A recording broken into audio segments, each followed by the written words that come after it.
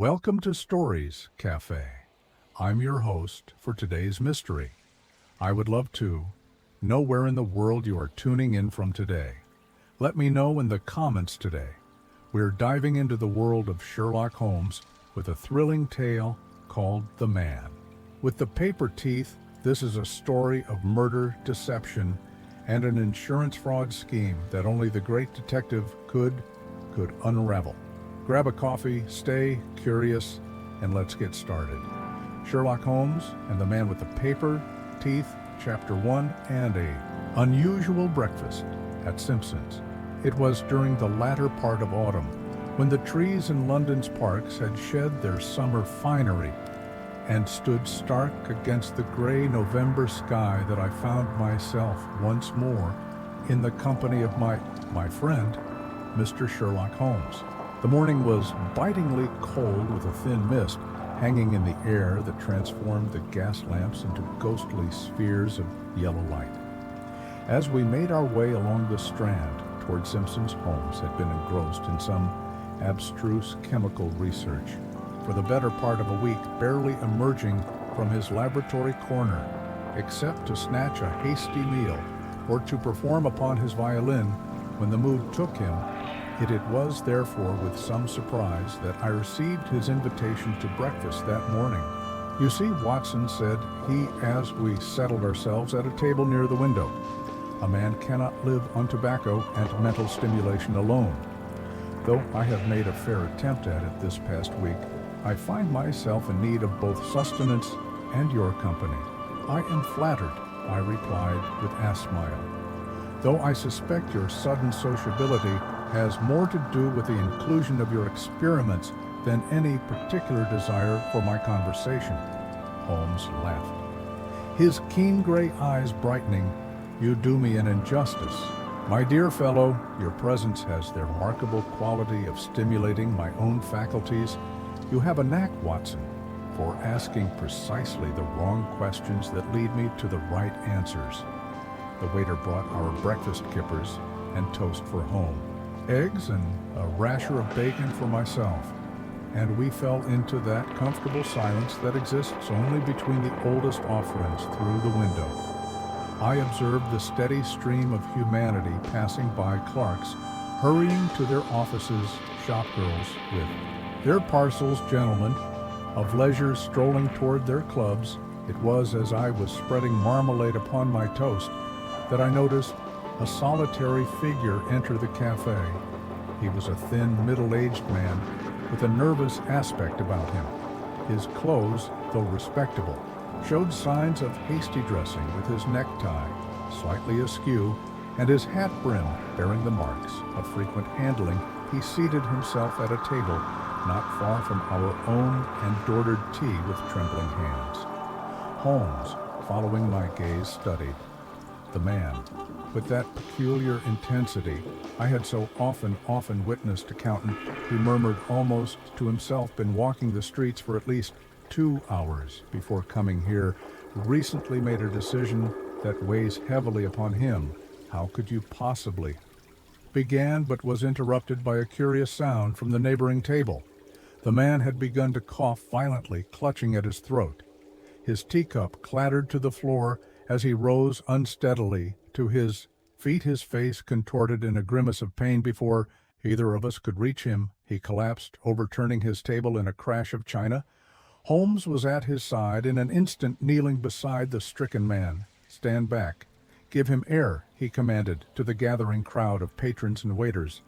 I pushed through to join him, my medical instincts taking over. Holmes helped me loosen his collar. The man's eyes were wide with terror. His breathing shallow, and labored foam flecked the corners of his mouth, and his limbs had begun to twitch in a manner that suggested poisoning rather than any natural seizure. "Watson, look here," Holmes said, quietly pointing to the man's mouth, where to my astonishment I could see fragments of what appeared to be paper lodged between his teeth. I attempted what medical assistance I could provide, but it was clear that nothing could be done within minutes. The man had breathed his last, leaving us, surrounded by horrified onlookers, and a growing commotion as word of the incident spread through the cafe.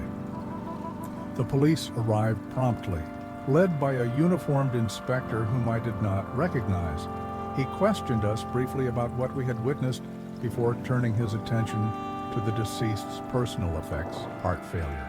I shouldn't wonder the inspector too pronounced with the casual. Authority of one accustomed to death happens more often than you'd think. Poor gentleman probably had a weak constitution. I observed Holmes's mouth tighten almost imperceptibly at this diagnosis, while the inspector was occupied with taking statements. From the staff, my friend bent swiftly over the body and, with a deftness born of long practice, extracted something from between the dead man's lips. Whatever it was, he slipped it into his waistcoat pocket before anyone could notice. His name was Harold Whitley Holmes remarked, examining a card case he had retrieved from the man's coat. Employed as an accountant at Piton and Drake Life Assurance. A respectable position. You seem to know a great deal about him already, I commented, as we were finally permitted to leave after giving our account. Holmes hailed a hansom cab before replying. The ink stains on his right middle finger and cuff are characteristic of those who work with ledges. His attire speaks of modest means, but professional standing, and the callus on his writing finger suggests long hours with a pen. He paused as we climbed into the cab. But what interests me far more, Watson, is why an accountant for a life assurance company would spend his final moments desperately attempting to consume pages from what appears to be his own journal. Good heavens, Holmes, are you certain? My friend reached into his pocket and partially revealed a soggy scrap of paper. Baker Street, he called to this driver, then turned to me with that familiar gleam in his eyes. The game is afoot, Watson, and it begins with the curious case of the man with paper teeth. Chapter 2, the curious case of the masticated pages. It was near midday by the time we returned to our lodgings in Baker Street. The fog had thickened considerably during our journey, muffling the sounds of the city and transforming familiar landmarks into spectral outlines. Holmes had maintained a thoughtful silence throughout our ride, his keen features set in that expression of intense concentration which I had come to recognize as a sign that his remarkable brain was already at work upon the problem. No sooner had we entered our sitting room than he threw off his coat and, extracting the sodden paper fragment from his pocket, carried it with delicate care to his chemical corner. Mrs. Hudson, who had evidently heard our arrival, appeared with an inquiry about luncheon, but Holmes waved her away with uncharacteristic impatience. Not now, Mrs. Hudson. I shall not require anything. Until this evening. Watson, however, might appreciate something light in an hour or so. Really, Holmes, I protested after such a disturbing morning, I find my appetite quite diminished. Nonsense, he replied, already busy with his collection of reagents and test tubes. The workings of your digestive system have never been influenced by the workings of your mind. It is one of your most reliable characteristics. I settled into my armchair with the morning's paper, though in truth I paid little attention to its contents. Instead, I watched as Holmes subjected the paper to a variety of tests, applying drops of different solutions and examining the results under his powerful lens. From time to time, he would mutter to himself or make a brief note in his memorandum book. Curious, he said at length, straightening up from his microscope. Most curious. Indeed, what have you discovered? I inquired. Setting aside the newspaper, Holmes held up the fragment which he had carefully dried. This, Watson, is a page from a personal journal. The quality of the paper and the traces of binding adhesive along one edge make that clear, but more significantly, it bears faint traces of a rather uncommon poison. Good heavens, I exclaimed. Then the poor fellow was murdered. That would be the most obvious conclusion. Holmes agreed, though it does not explain why he would be consuming his own writings. The poison itself is interesting, an organic compound derived from certain tropical plants. It acts rapidly on the nervous system, producing the symptoms we observed. But who would want to murder an accountant? I wondered aloud. Holmes's eyes gleamed therein. Lies are mystery. Watson, in my experience, when an accountant meets a violent end, one would do well to examine the books he kept. He was interrupted by a sharp knock at our door. A moment later, Mrs. Hudson ushered in Inspector Allred of Scotland Yard. The little detective looked more ferret-like than ever as he entered, his sharp eyes darting about the room before settling on Holmes. Mr. Holmes, he greeted with a nod. Dr. Watson, I might have known I'd find you mixed up in this business. What business would that be, Allred? Holmes inquired innocently, though I noticed he'd deftly covered the paper fragment with a handkerchief. Allred sniffed the death at Simpson's this morning. The manager mentioned you were present, just a courtesy call. You understand, to see if you noticed anything unusual. How thoughtful of you to consult me, Holmes said, a hint of amic in his voice. I was under the impression your colleague had declared it natural causes. Yes? Well, Allred shifted. Uncomfortably, that was Inspector Gregson's initial assessment. However, certain details have come to light, which suggest otherwise, such as the deceased Mr. Harold Whitley had been acting strangely at his place of employment. His colleagues at Peaton and Drake report that he had become increasingly agitated over the past fortnight. He was seen working late, locking documents in his desk, and on one occasion arguing with Mr. Drake himself. Holmes leaned forward, steepling his fingers. Tell me, Allred, what were Mr. Whitley's duties? Auditing their life insurance claims. Allred consulted his notebook. Been with them 15 years? Impeccable record, wife says. He was devoted to his work. Never missed a day until recently, when he began complaining of feeling unwell. And yet, he chose to breakfast at Simpson's this morning rather than remain at home. Holmes mused. Interesting. There's something else, Allred added hesitantly. The police surgeon found traces of paper in his mouth and throat, almost as if he'd been eating it. Most irregular holes raised. An eyebrow. Most irregular. Indeed. Have you formed any theory? Well, Allred said it's possible. The man was deranged, mental disturbance, perhaps brought on by overwork. These accountant types often have fragile constitutions, or those numbers, I saw. Holmes suppressed a smile. A fascinating diagnosis. Inspector, is there anything else you can tell us about Mr. Whitley? Only that his desk at PM and Drake has been thoroughly searched, but nothing unusual was found. His wife mentioned he kept a journal. But it wasn't among his effects, a journal, Holmes repeated with apparent casualness. How interesting.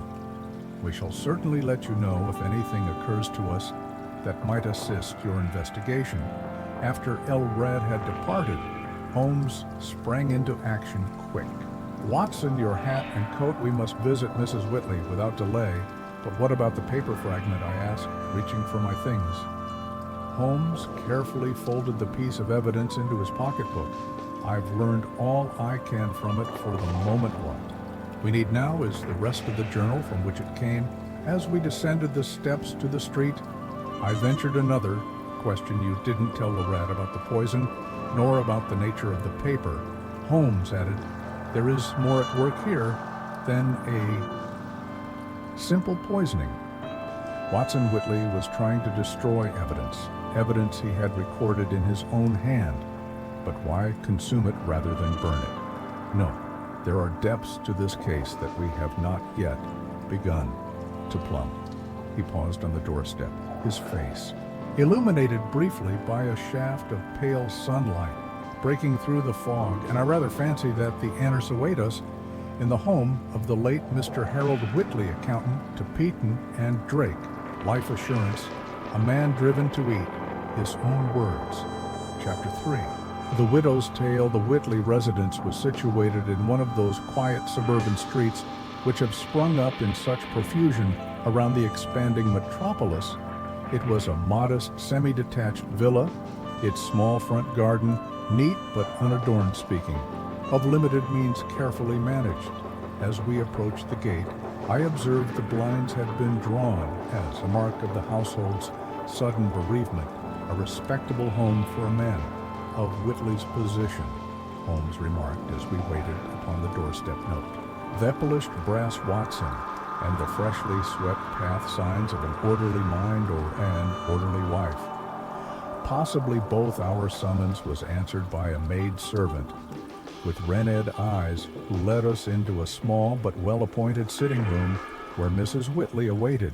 Yes, she was a slight fair-haired woman of about 40, her features bearing that stunned expression which so often accompanies sudden griefs.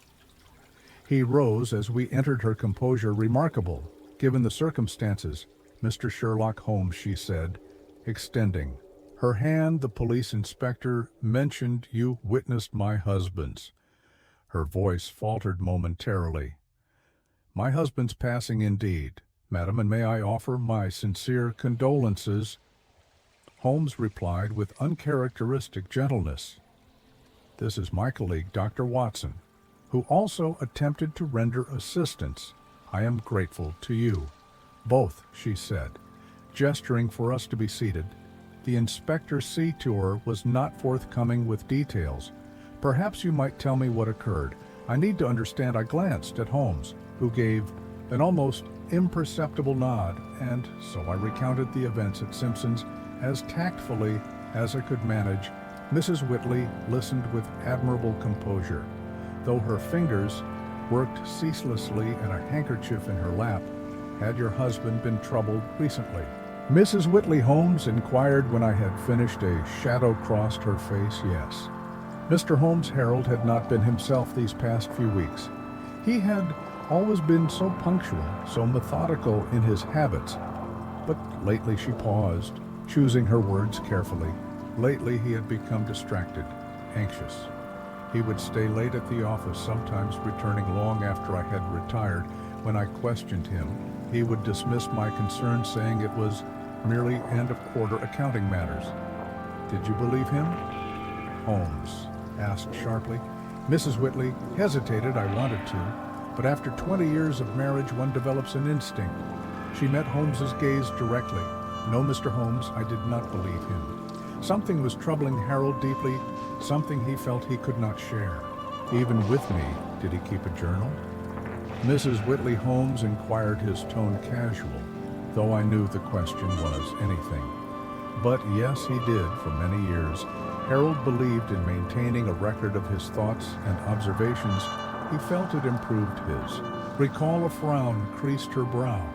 "How did you know about the journal?" "A professional hazard, madam. I tend to notice the calluses particular to those who write regularly." Holmes leaned forward. "Now might we see this journal?" "That's just it." "Mr. Holmes, I cannot find it." Harold kept it in his study, but when I looked this morning after the police had gone, it was missing.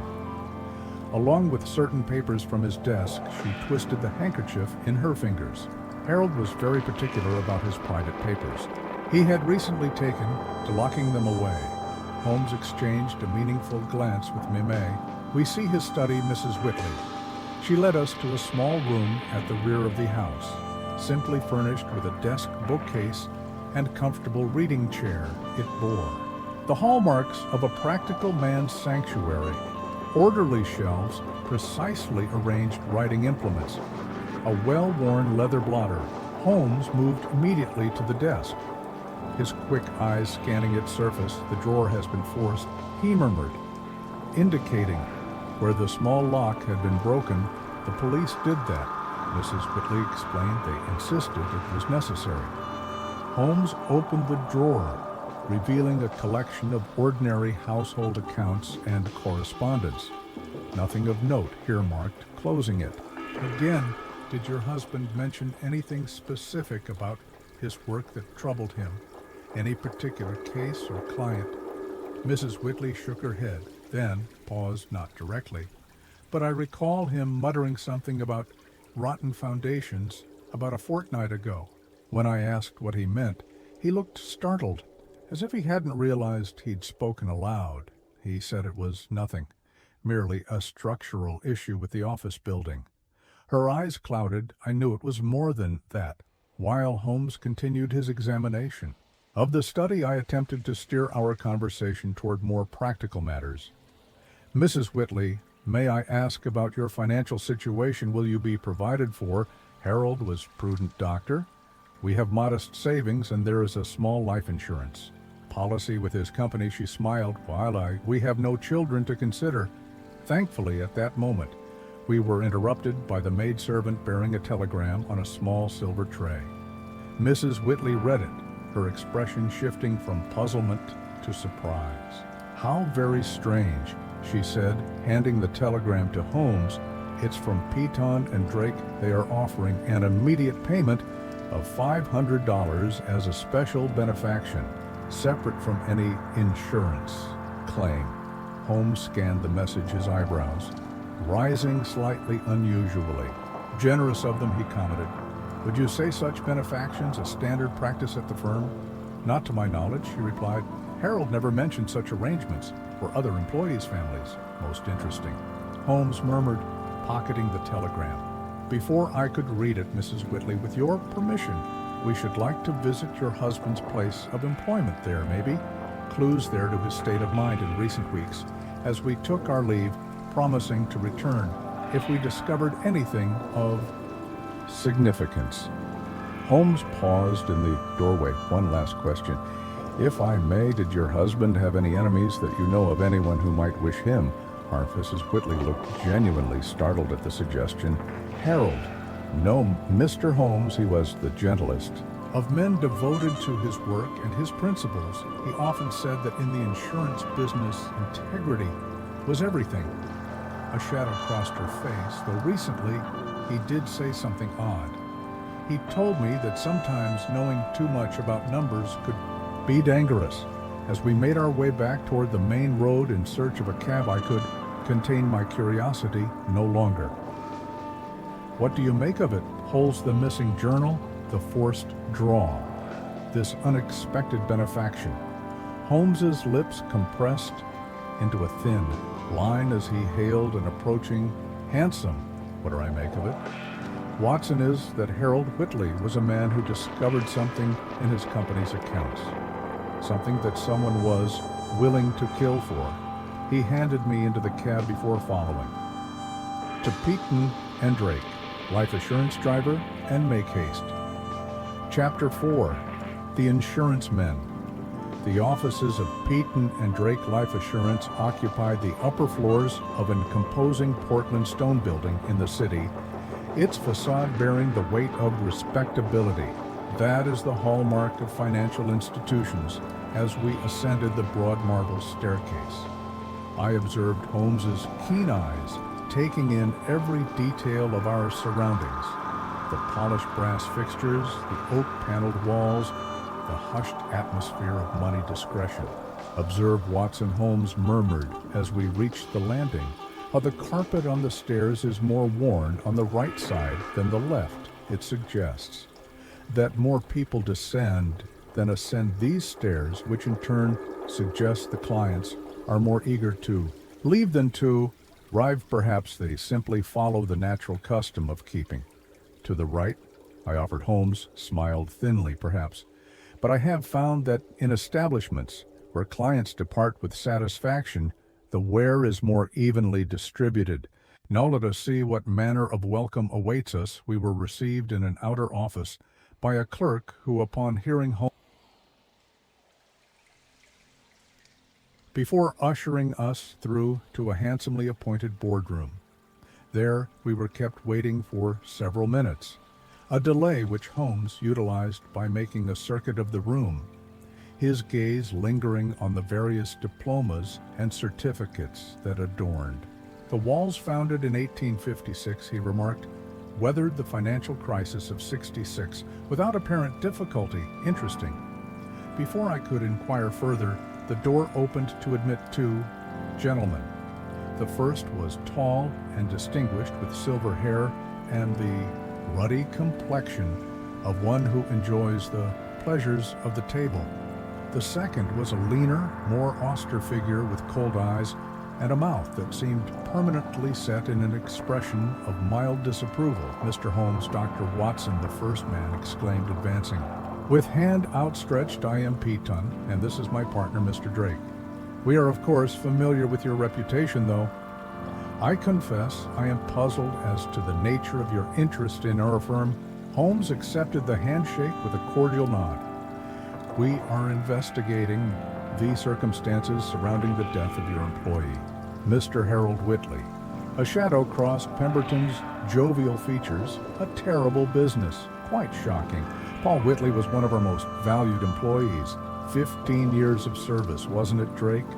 17, Drake corrected coldly, though I failed to see how his unfortunate demise warrants the attention of a private detective. "Then you are aware of the manner of his passing, Holmes, and inquired. The police informed us that he collapsed in a public establishment." Drake replied, "Heart failure, we were told." "Indeed," Holmes murmured, "and yet your firm has already dispatched a most generous benefaction to his widow, $500. I believe considerable sum for a case of natural death. Peton." And Drake exchanged a swift glance. Before the former cleared his throat, "We value loyalty. Mr. Holmes Whitley's long service merited recognition, particularly given the sudden nature of his departure." "I see," said Holmes. "And was Mr. Whitley engaged in any particular projects of late that might have caused him undue strain?" Drake's thin lips compressed. "Even further, nothing. Beyond his ordinary duties, routine auditing of our accounts and claims, we would like to speak with his assistant, if we may." Holmes continued smoothly and perhaps examined his workspace. "I hardly think," Drake began, but Peton interjected with forced heartiness. Of course, we have nothing to hide. I'll have someone show you to Whitley's office. His assistant, Perkins, should be there. Poor lad is quite distraught, as you might imagine." As we followed a clerk through a maze of corridors, I leaned closer to Holmes. "What do you make of them?"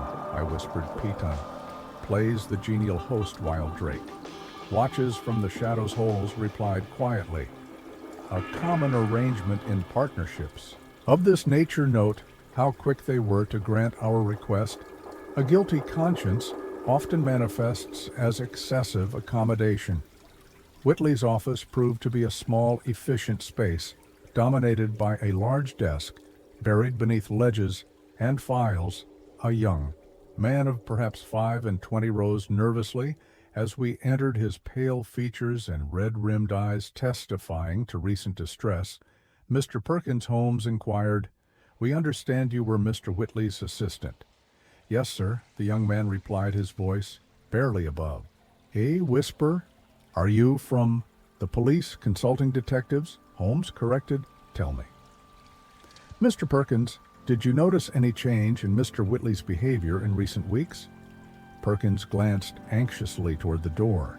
Mr. Whitley was concerned about certain discrepancies. He'd found what sort of discrepancies, Holmes prompted, in the ledgers, "Sir, particularly regarding policyholder deaths and payment records." Perkins hesitated. "He had me pull files on several cases from the archive's old cases, some dating back 5 years or more. Do you recall any specific cases?" I asked. The young man shook his head. "Mr. Whitley kept his own notes, but I know he was particularly interested in policies with large payouts, where the policyholder died unexpectedly." Holmes had begun to examine the desk, his fingers running lightly over the blotter. "And where might these files be now, Mr. Perkins?" "That's just it, sir. They're gone when I arrived this morning." The special files he'd been reviewing had been returned to the archives. Perkins lowered his voice further, and there were pages missing from the ledges, as though someone had removed them, while Holmes continued his scrutiny of the office. I questioned Perkins further about Whitley's daily routine and habits. The young man was eager to help, but clearly frightened, his eyes constantly darting to the door as though expecting interruption. Our conversation was indeed interrupted, but not by either of the partners. Instead, A tall, broad-shouldered man with the hard eyes of a pugilist appeared in the doorway regarding us with undisguised hostility. Mr. Grimshaw, Perkins said, visibly shrinking. "These gentlemen I know who they are." Grimshaw cut in. "Mr. Drake has asked me to inform you that your presence is disrupting the day's business. I am to escort you out." Holmes straightened up from his examination of a wastebasket. "Mr. Grimshaw, head clerk, I presume. Or perhaps you serve in some other capacity for Peter." And Drake, something dangerous flashed in Grimshaw's eyes. "I ensure the smooth running of this firm, Mr. Holmes, in whatever capacity required fascinating," Holmes replied with a smile that did not reach his eyes. "We were just concluding our visit, please. Convey our thanks to your employers." As we descended the stairs toward the exit, I remarked that was a hasty departure. "Did you discover anything of value?" Holmes waited until we were safely ensconced in a cab before answering several things. "Watson first, that young Perkins is terrified, and not merely by the death of his employer. Second, that important documentation has disappeared. And third," he reached into his pocket and withdrew a crumpled sheet of paper that Mr. Whitley was tracking. "A pattern of highly profitable deaths among their policy holders. Where did you find that?" I exclaimed. "In the wastebasket." A fragment only, but most illuminating. Holmes's eyes gleamed with that peculiar light that I knew so well. "We have scratched the surface, Watson, and already the fact begins to crumble." "What was it?" Mrs. Whitley said. Her husband had mentioned, yes, rotten foundations. It seems the late Mr. Whitley was a man of both literal and figurative speech. Chapter 5, The Missing Diary. It was well past midnight when we found ourselves once more in Baker Street after a long evening, spent in consultation. Holmes had been unusually reticent during our cab ride home, smoking incessantly with that distant look in his eyes, which told me his mind was grappling with the tangled threads of our investigation. "You are uncharacteristically quiet, Watson," he remarked suddenly, as we settled before the dying fire in our sitting room. "I can almost hear the questions forming in your mind." I smiled despite my weariness. I could confess I am somewhat at a loss. We have a dead accountant, a missing journal, and business partners who seem excessively eager to close the matter with a generous payment. But how these elements connect precisely, Holmes interjected, reaching for his pipe. "The connections, Watson. That is where our attention must focus." He leaned forward, the firelight casting sharp shadows across his hawk-like features. "What we lack is Weigwardsted's journal, the repository of his observations and suspicions. Without it, we are navigating by glimpses rather than by chart." "But surely the journal is lost," I pointed out. "If it was not at his home nor at his office, is it your habit to keep your most private thoughts where others might easily discover them?" Holmes asked with a thin smile. "No, Watson. A man who feared for his safety enough to consume pages of his own writing rather than let them fall into the wrong hands would have taken precautions." Holmes rose abruptly and began to pace his dressing gown, billowing behind him. "Consider what we know of Harold Whitley, a methodical man, precise in his habits, an accountant by profession and by nature. Such a man does not trust to memory alone. He documents, he records, he preserves evidence." I stifled a yawn. But where would he hide such evidence if not at home or work? That said, Holmes, pausing by the window to gaze down at the fog-shrouded street, "is what we shall discover tonight. Get your revolver. Watson, we have an appointment with the dead man's secrets." An hour later found us approaching Whitley's office building from a narrow side street. The city, so bustling by day, lay silent and deserted. In the small hours, our footsteps echoing between the walls of darkened commercial establishments. Holmes had exchanged his dressing gown for a dark coat and soft-soled shoes, and I had my service. Revolver secure in my pocket, the night watchman makes his rounds every hour. Holmes whispered as we reached a service entrance, "He's due at the front entrance in approximately 5 minutes," which gives us our opportunity. I watched in amazement as Holmes produced a set of slim metal tools and deftly manipulated the lock. "I had no idea you possessed such skills," I murmured, a necessary part of my education. "Watson, there are times when justice requires methods that the law might frown upon." The lock yielded with a soft click, and we slipped inside Holmes's small dark lantern, providing just enough illumination to navigate the deserted corridor. Doors, the building seemed transformed at night, familiar objects casting strange shadows, the silence heavy and expectant. This way, Holmes breathed, leading me unerring toward Whitley's office. "Remember, Watson, we seek not the obvious hiding place, but the one that would occur to an accountant's orderly mind." Whitley's office was just as we had left it earlier that day, save for the unnatural stillness that pervades all workplaces after hours.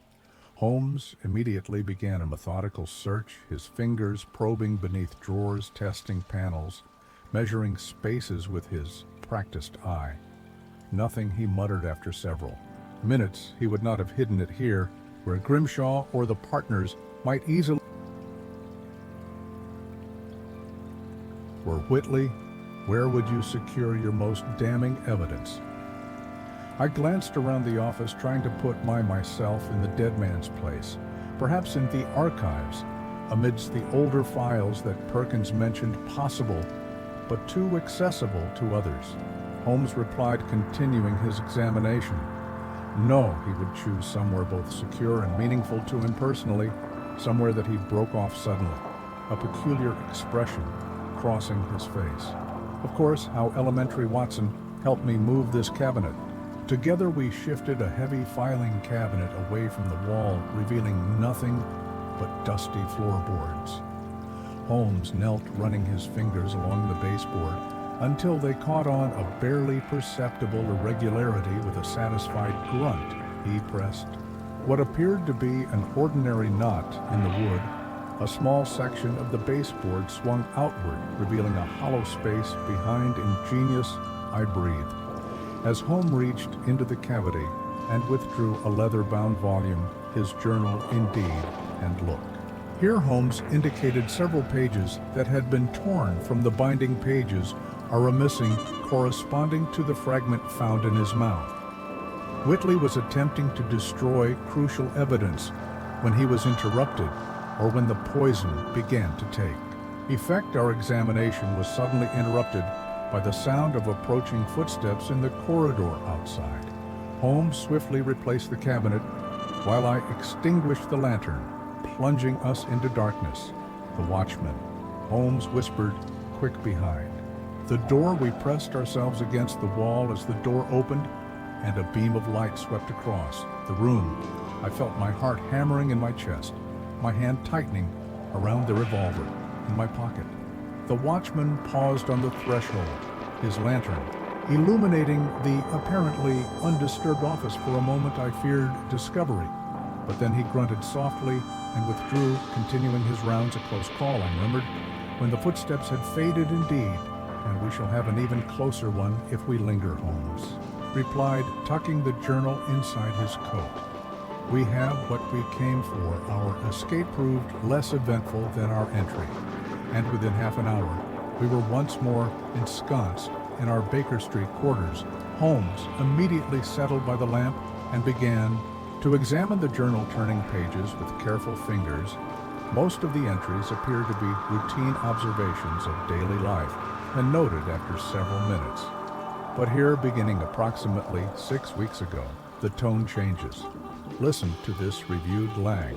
"Policy today, third case this quarter, with similar pattern, too consistent to be coincidence." Holmes continued scanning the pages, and here D became quite agitated when I requested the Mortimer files. Claims they were misfiled. Convenient explanation, sir. Seems Whitley was indeed investigating suspicious patterns in the company's business. I observed more than that. Watson, he's replied, his voice tense with excitement. He was documenting a systematic fraud and encoding the details in a manner that only he could decipher. He held up a page covered in what appeared to be random numbers arranged in columns. This, I believe, is the key to the entire mystery. Holmes spent the remainder of the night hunched over the journal, making notes, consulting reference books, and occasionally muttering to himself. As dawn broke, casting pale fingers of light through our windows, Heffenley sat back with an expression of grim satisfaction. "We have him, Watson," he said quietly. "We have the means to bring a murderer to justice. But we must move carefully, for our quarry is both dangerous and desperate." "What do you propose?" I asked, stifling a yawn after our sleepless night. Holmes closed the journal with decisive fingers. "First, we must secure this evidence where it cannot be. Found or destroyed, then we shall visit the bank, for it is there, Watson, that we shall find the final threads of this web of deceit." Chapter 6. The Web of Deceit. The following morning dawned gray and cheerless, with a persistent drizzle that seemed to wash all color from the London street.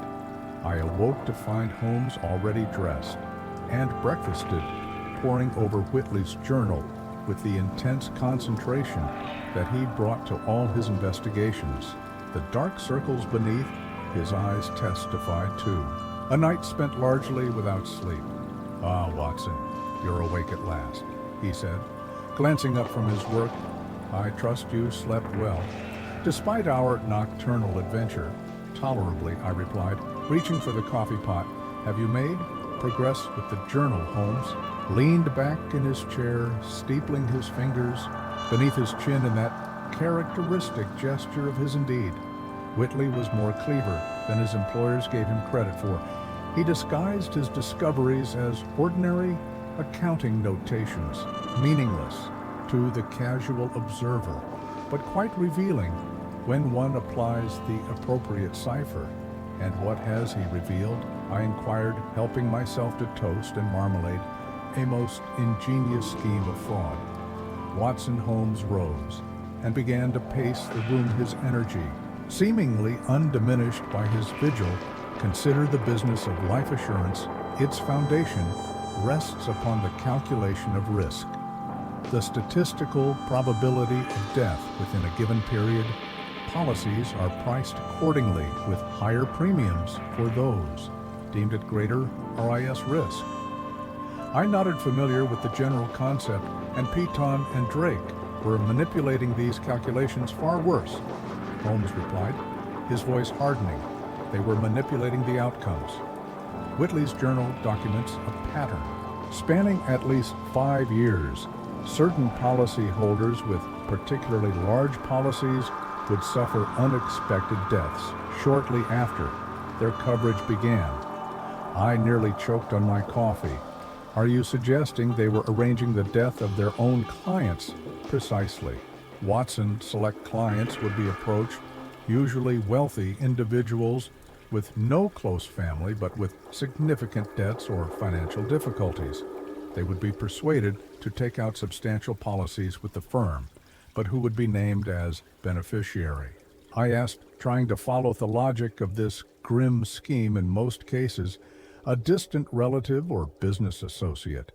Holmes explained, consulting his notes. "Someone who could be relied upon to share the proceeds. The policyholder would be led to believe they were participating in a mere insurance fraud, that they would simply disappear, assume a new identity abroad while the policy was paid out and the money shared, but instead they were actually killed." I said, the full horror of the scheme becoming clear. Indeed, the disappearance would become permanent. The beneficiary would collect, and a substantial portion would flow back to the architects of the scheme. Holmes's face was grim. Whitley identified 6 such cases before he himself became the 7th victim. I pushed my plate away, my appetite gone. How did he discover it? He was responsible for auditing claims. Remember, over time he noticed statistical anomalies, too many large policies paying out too quickly. He began investigating individual cases, connecting the pattern of payments flowing back to entities associated with Piton and Drake Holmes.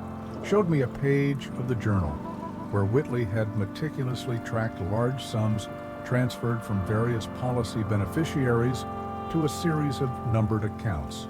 This is what we must verify today at the City and Colonial Bank, where Piton and Drake conduct their business. An hour later, found us seated in the office of Mr. Weatherby, a senior manager at the bank. He was a precise little man with gold-rimmed spectacles, and the cautious manner of one who has spent a lifetime guarding other people's money. I must emphasize, Mr. Holmes, that our client financial affairs are strictly confidential, he said repeatedly, polishing his spectacles with a silk handkerchief without proper authorization. Perhaps this will serve as authorization, Holmes interjected, producing an official-looking document, a request from Scotland Yard regarding a murder investigation. I concealed my surprise, knowing full well that El Raid had provided such document. Weatherby, however, examined it with nervous attention before reluctantly nodding very well. What information do you require? I need to trace a series of payments made to this account over the past 5 years, Holmes said, sliding a paper across the desk, specifically large deposits followed by substantial transfers to this secondary account. Weatherby consulted his ledgers, occasionally making notes as he cross-referenced various entries. The process was lengthy, and I found my attention wandering to the window where the rain continued to lash against the glass. Here we are, Weatherby said. At last there have indeed been numerous substantial deposits to the first account, each followed within days by a transfer of approximately 60% of the sum to the second account. And who controls the second account? Holmes asked, leaning forward. Intently, Weatherby hesitated. Is a corporate account for a company called Orus Holdings, with registered directors, Holmes prompted. The paperwork shows a Mr. James Smith as primary director, Weatherby replied, frowning slightly. Though I must say, I've never met the gentleman I would be. Sir, surprised if you had, Holmes murmured. And where are the transferred funds? Ultimately, directed more consultation of ledgers followed. Before Weatherby replied, the majority appeared to be withdrawn, in cash or transferred to continental banks. Most recently, substantial sums have been directed to a private bank in Switzerland. Holmes sat back with a satisfied expression. Thank you, Mr. Weatherby. You have been most helpful. As we departed the bank, I couldn't contain my curiosity any longer. Or us Holdings, is that significant, Orus? Watson, the mythological figure who journeyed to the underworld and returned. Holmes replied, a rather poetic choice for a company dealing in death and resurrection, wouldn't you say? As for Mr. James Smith, I would wager a month's rent that no such person exists, at least not as described in the banking documents. Then, who is behind it all? I asked as we hailed a cab. Holmes's expression gruesomer. That is what we must determine before another victim is claimed. Murdered Whitley to protect their secret. They will not hesitate to strike again if they suspect we are closing in. What is our next step? I asked. We must follow the poison, Holmes replied cryptically. Whitley's death was no ordinary poisoning. The substance used is rare and difficult to obtain. There are perhaps 3 chemists in London capable of producing it. His eyes gleamed with the thrill of the chase, and I believe I know which establishment we should visit first. As our cab rattled eastward through the increasingly disreputable streets, I checked that my revolver was secure in my pocket. Holmes had fallen silent, his mind clearly racing ahead, assembling the pieces of this deadly puzzle. Be on your guard, Watson, he said finally, as the cab slowed. We are about to enter the lair of a man who traffics in death. And if I am right, we shall soon know the face of the spider at the center of this web of deceit. Chapter 7, The Poison Maker. Our cab deposited us in one of the most UNH wholesome districts of London's East End, where the Thames fog mingled with coal smoke to create a noxious yellow haze that clung to the buildings like a disease. Holmes led the way down a narrow, cobbled lane, barely wide enough for two men to walk, A.B. breast past dingy shop fronts with grimy windows that revealed little of the business conducted within the establishment we seek. Has no sign, Holmes remarked, as we picked our way carefully through the filth underfoot. Its proprietor, one Cyrus Maddox, prefers discretion. In his dealings, he is ostensibly an apothecary, but his true expertise lies in the creation of substances not found in any official pharmacopoeia. How do you know of him? Inquired, keeping a wary eye on a group of rough-looking men lounging at the corner ahead. I have had occasion to consult him in the past on certain technical matters. Holmes replied cryptically. Maddox possesses an encyclopedic knowledge of exotic poisons and their effects if the substance used on Whitley was procured in London. Maddox will either have supplied it or know who did. We halted before an unremarkable door set deep in a weathered brick facade, a small tarnished brass plate bearing only the initial M was its sole distinguishing feature. Holmes rapped sharply upon the wood with his walking stick. After a moment, we heard the scrape of a panel being withdrawn, and a pair of bloodshot eyes regarded her suspiciously through the narrow aperture. I seek a consultation with Mr. Max Holmes, announced in a firm voice. Tell him Sherlock Holmes requires 5 minutes of his time. The panel slid shut, and there followed a prolonged silence broken only by the distant cry of a street vendor and the scuttling of a rat across the alley, just as I began to think we had been ignored. The sound of multiple bolts being withdrawn preceded the door's opening, revealing a sow-faced youth who beckoned us inside. Without a word, we were led through a dimly lit shop lined with shelves of bottles and jars containing powders and liquids of various hues, each meticulously labeled in a cramped, precise hand. The air was heavy with the commingled odors of chemicals and herbs, some familiar, others quixotic and unsettling. In a back room, illuminated by a skylight of dubious cleanliness, we found Cyrus Maddox hunched over a workbench. He was a cadaverous figure, with skin like yellowed parchment, stretched over prominent bones as though he had absorbed over the years the properties of the toxins he concocted.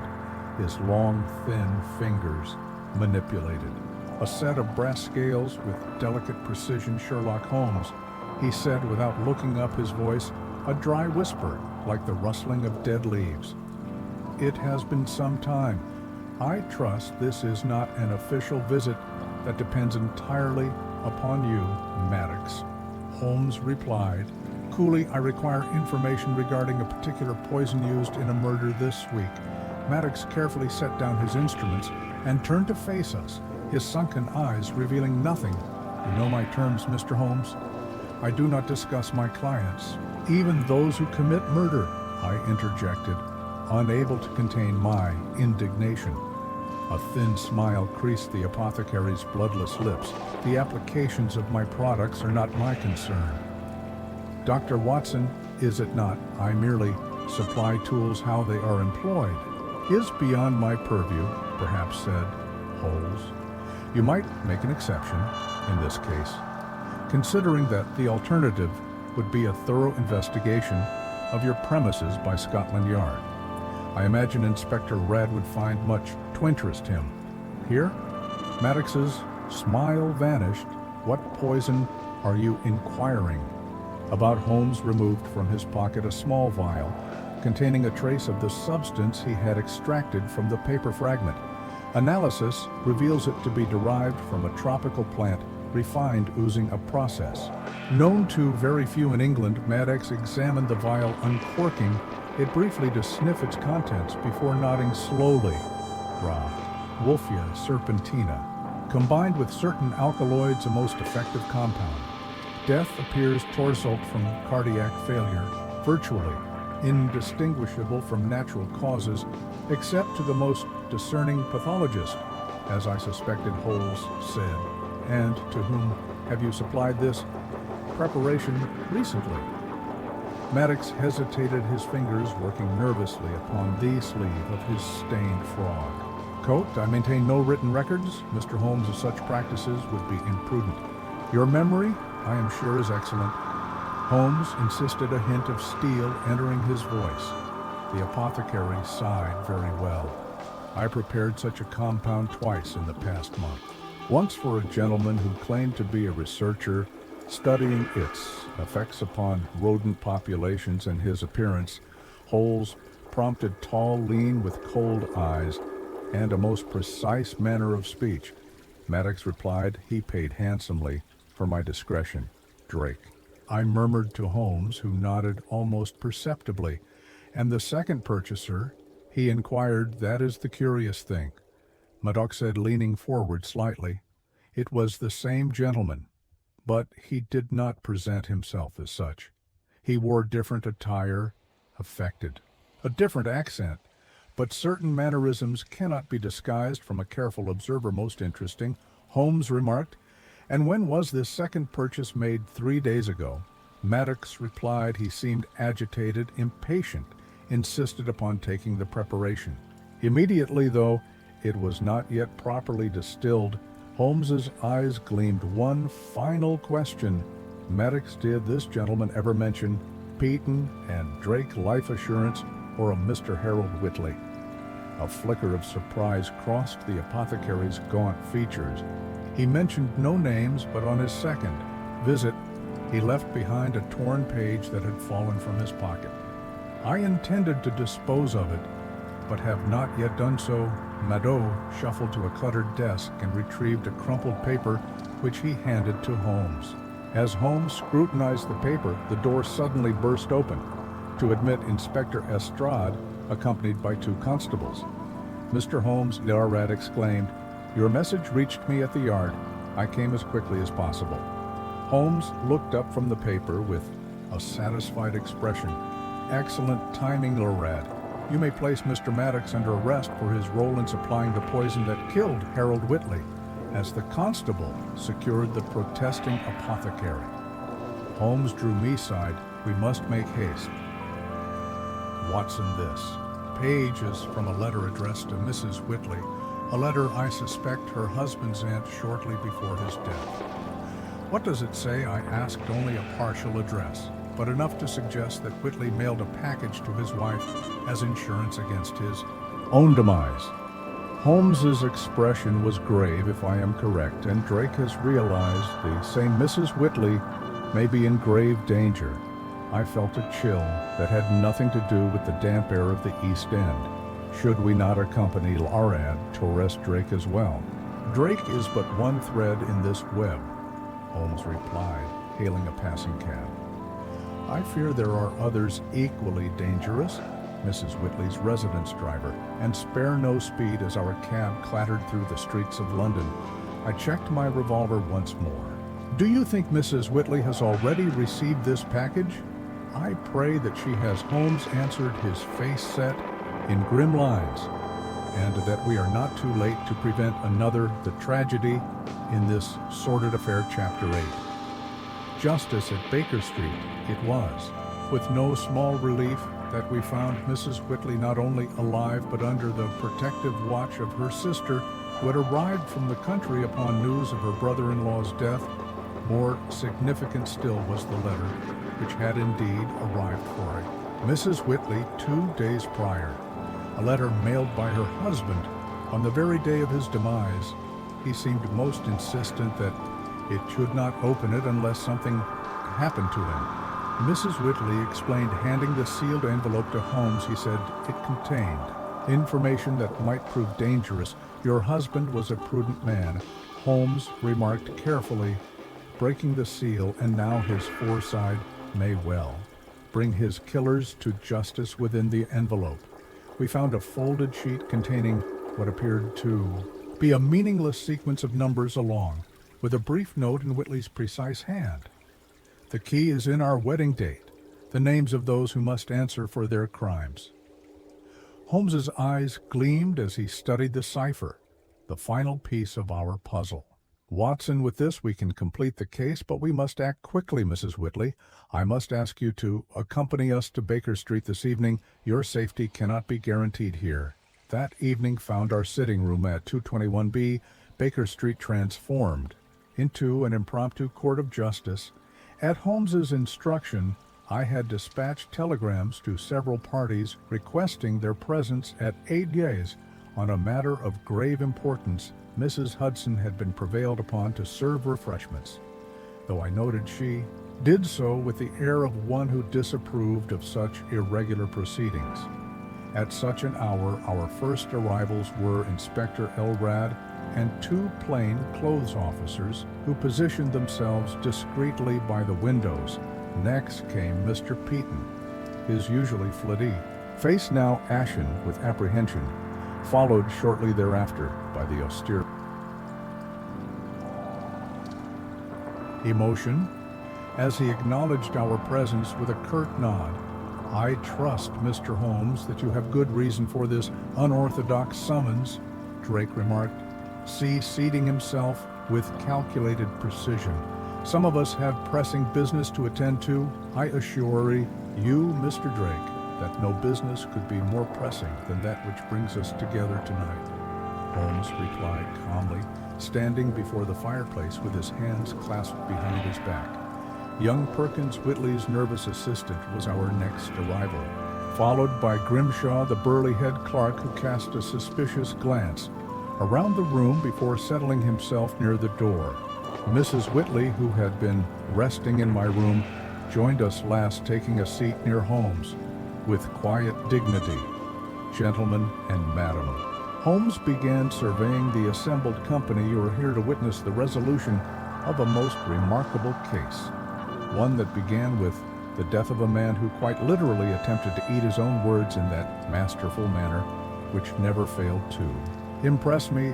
Holmes proceeded to unravel the entire scheme, beginning with Whitley's discovery of financial discrepancies and concluding with his desperate attempt to preserve evidence by consuming pages from his journal when he realized he had been poisoned. "The business of life assurance," Holmes explained, "is founded upon the calculation of probability, the statistical likelihood of death, within a given period. Peaton and Drake Life Insurance, however, found a method of eliminating probability alonging together rather than wait for chance to determine when policies would pay out. They actively arranged for certain policy holders to die shortly after taking out substantial coverage." A murmur ran through the room, but Holmes continued unperturbed. "The scheme required three elements. First, the identification of suitable victims, wealthy individuals with few close relations but significant financial difficulties. Second, a method of elimination that would appear to be death by natural causes. And third, a network of beneficiaries who would collect the insurance money and channel a substantial portion back to the architects of the fraud." "This is preposterous," Drake interjected, rising half out of his chair. "You have no evidence for these wild accusations." "On the contrary," Holmes replied, producing Whitley's journal, "I have the meticulous records kept by your late accountant, Mr. Whitley, who discovered your scheme and documented it in code, a code which Mrs. Whitley has kindly helped us to decipher." Holmes handed several sheets of paper to Lerad. "You will find here the names of 6 individuals whose deaths were arranged over the past 5 years, along with the details of their insurance policies and the subsequent movement of funds. Most damning of all, you will find the name of the company Oris Holdings, through which the funds were channeled back to the partners of Peaton and Drake." Peaton had slumped in his chair, his face buried in his hands, but Drake maintained his icy composure. "Circumstantial at best," he said dismissively. "No court would convict on the basis of a dead man's scribblings." "Perhaps not," Holmes agreed, "but they might convict on the testimony of one Cyrus Maddox, who sold you the poison used to eliminate Mr. Whitley when he came too close to exposing your operation of poison. I might add that matches precisely the substance found on the paper fragment recovered from Whitley's mouth. At this, Drake's composure finally cracked. His eyes darted toward the door, calculating his chances of escape. But Ladd's men moved swiftly to block his path. "There is one thing I do not yet understand," I remarked as Elrod began, fully charging the two partners. What was Grimshaw's role in all this? The burly clerk had risen to his feet, his face a mask of resignation, merely the instrument.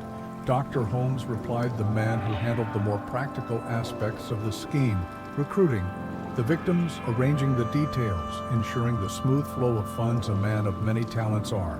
Mr. Grimshaw, including I, suspect the ability to apply poison to specific pages of a journal, while its owner was temporarily away from his desk as Elrod and his men led the prisoners away. Mrs. Whitley remained seated, her composure finally giving way to silent tears. "I still cannot believe Harold is gone," she whispered. "He was such a quiet man, so devoted to his work. I never imagined he would become entangled in something so dangerous. It was precisely his devotion that cost him his life," Holmes said gently. His sense of integrity would not allow him to look the other way. When he discovered the fraud, by documenting everything in his journal and sending you that final coded message, he ensured that justice would eventually be served later, when our visitors had departed, and only Mrs. Whitley remained awaiting a cab to take her to her sister's home. Holmes provided her with one final piece of information.